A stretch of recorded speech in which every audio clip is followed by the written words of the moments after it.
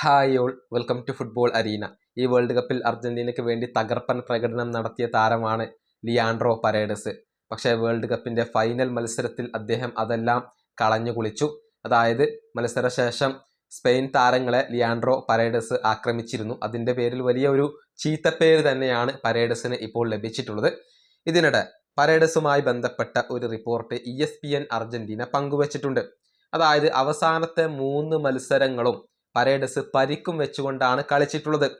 അദ്ദേഹത്തിന്റെ വാരിയെല്ലിന് ചെറിയ ഒരു പൊട്ടലുണ്ടായിരുന്നു എന്നാണ് ESPN അർജന്റീന കണ്ടെത്തിയിട്ടുള്ളത്. എന്നിട്ടും അദ്ദേഹം മത്സരത്തിൽ പങ്കെടുക്കുകയായിരുന്നു.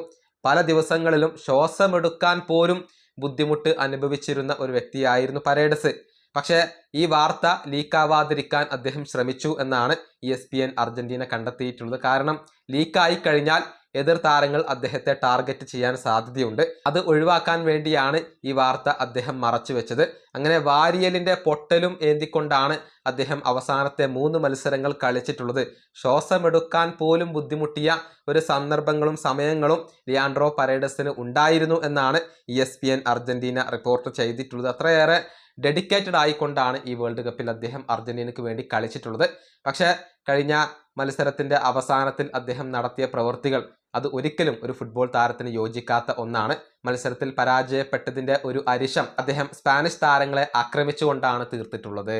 ഈ വീഡിയോ അവസാനിപ്പിക്കുന്നു. അടുത്തൊരു വീഡിയോയിൽ കാണാം.